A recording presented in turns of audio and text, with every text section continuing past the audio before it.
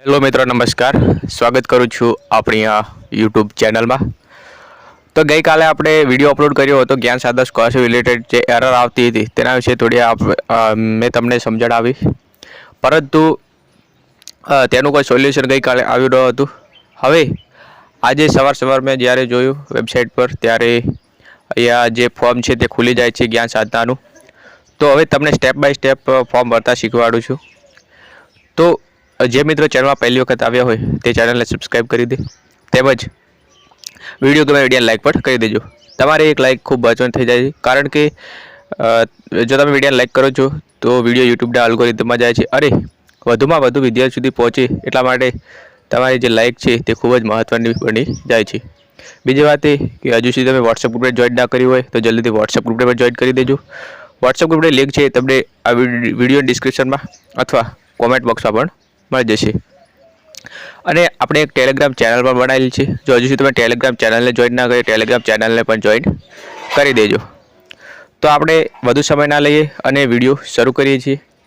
તો સૌપ્રથમ તમે આ જોઈ શકો છો સ્ક્રીન પર કે આપણે ગુજરાત સરકાર જે ઓફિશિયલ વેબસાઇટ છે SEB એક્ઝામ, તેના પરથી ડાયરેક્ટલી જે ક્લિક કરીએ છીએ અને જે ઓપ્શન આવે છે બીજું પેજ ખોલે છે તે વેબસાઇટ પર આવી ગયા છે, જે સમગ્ર શિક્ષા ગાંધીનગર ગુજરાત જે વેબસાઇટ છે તેના પર. તો એ તમે જોઈ શકો લખેલું છે કોમન એન્ટ્રન્સ ટેસ્ટ ધોરણ 5 તેમજ જ્ઞાન સાધના શિષ્યવૃત્તિ પરીક્ષા ધોરણ 8 2024-25 જે સ્વનિર્ભર શાળાના વિદ્યાર્થીઓ છે તેમના માટે જ છે. એટલે કે જે RTE એક્ટ હેઠળ એડમિશન લીધું હોય ધોરણ 1માં અને હાલમાં ધોરણ 8માં અભ્યાસ કરે છે તેવા વિદ્યાર્થીઓ માટે છે.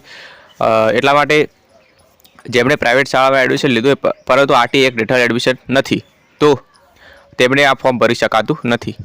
અને જે સરકારી શાળામાં અભ્યાસ કરતા વિદ્યાર્થી મિત્રો છે તો તેમને શાળા દ્વારા ફોર્મ ભરવાનું રહેશે.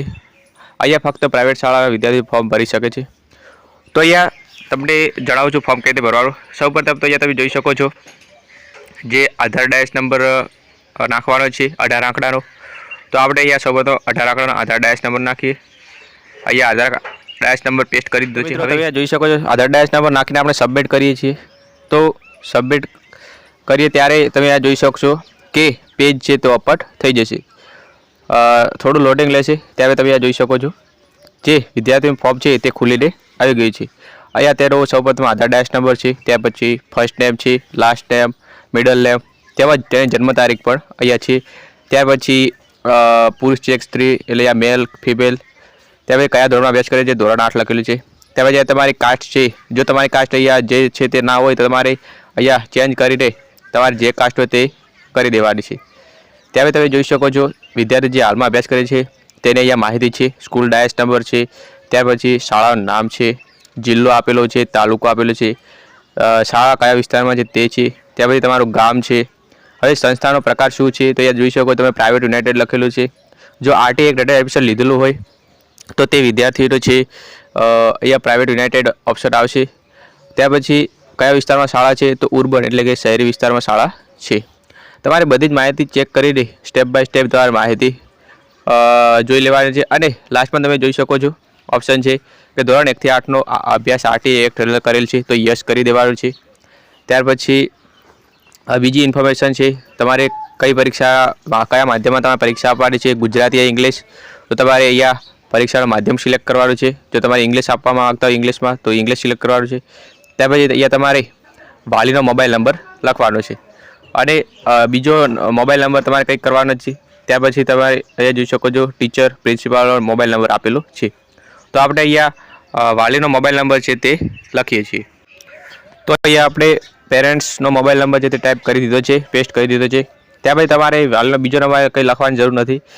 ત્યાર પછી અહીંયા તમારે ટિક કરવાનું છે, બાંહેધરી આપવાની છે કે ઉપરોક્ત મેં ભરેલ મારી બધી જ વિગતો જાણ મુજબ સાચી છે અને જો આમાં કોઈ પણ વિગત ખોટી છે તો મને કોમન એન્ટ્રન્સ પરીક્ષાનો લાભ મળવાપાત્ર થશે નહીં, તેમજ જે સંબંધિત કચેરી અધિકારી શ્રી કોમન એન્ટ્રન્સ પ્રવેશ પરીક્ષાના બાબતે જે નિર્ણય લેશે તે અમને બંધન કરતા રહેશે.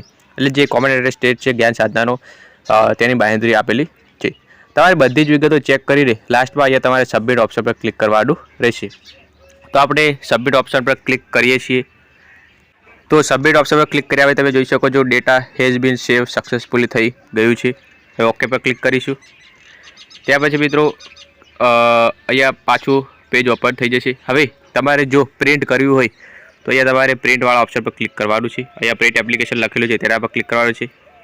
તો આપણે તેના પર ક્લિક કરીશું. ત્યાર પછી અહીંયા તમારે 18 આંકડાનો યુઆઈડી નંબર અને જન્મ તારીખ નાખવાની. તો આપણે અહીંયા યુઆઈડી નંબર જન્મ તારીખ નાખીએ. તો તમે જોઈ શકો છો આપણે અહીંયા Aadhaar DISE number date of birth નાખી દીધી છે. તો હવે અહીંયા ઓપ્શન લખેલું છે વ્યૂ એન્ડ પ્રિન્ટ, જે ગ્રીન કલરનો છે તેના પર ક્લિક કરીશું. તમે જોઈ શકો છો પ્લીઝ વેઇટ એવો ઓપ્શન આવે છે, થોડું લોડિંગ લે છે. ત્યાર પછી અહીંયા તમે જોઈ શકો છો કે પ્રિન્ટ થઈ ગઈ છે.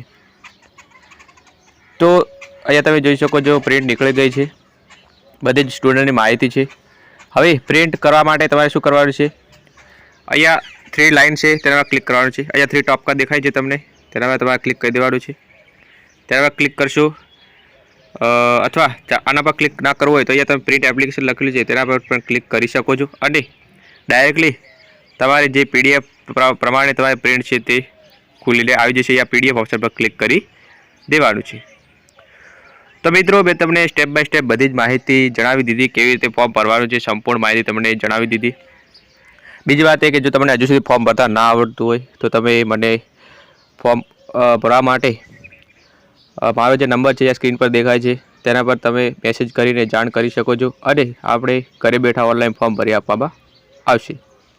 તો આશા રાખું છું તમને વિડીયો ઇન્ફોર્મેટિવ લાગ્યો હશે. જો વિડીયો સારો લાગે તો વિડીયોને લાઇક કરી દેજો, તેમજ વધારે વિદ્યાર્થીઓ જોડે શેર પણ કરી દેજો. અને હજુ સુધી વોટ્સએપ ગ્રુપમાં જોઈન ના કરી વોટ્સએપ ગ્રુપમાં જોઈન કરી દેજો. તો ચાલો મિત્રો, મળીએ છીએ બીજા એક નવા વિડીયોમાં.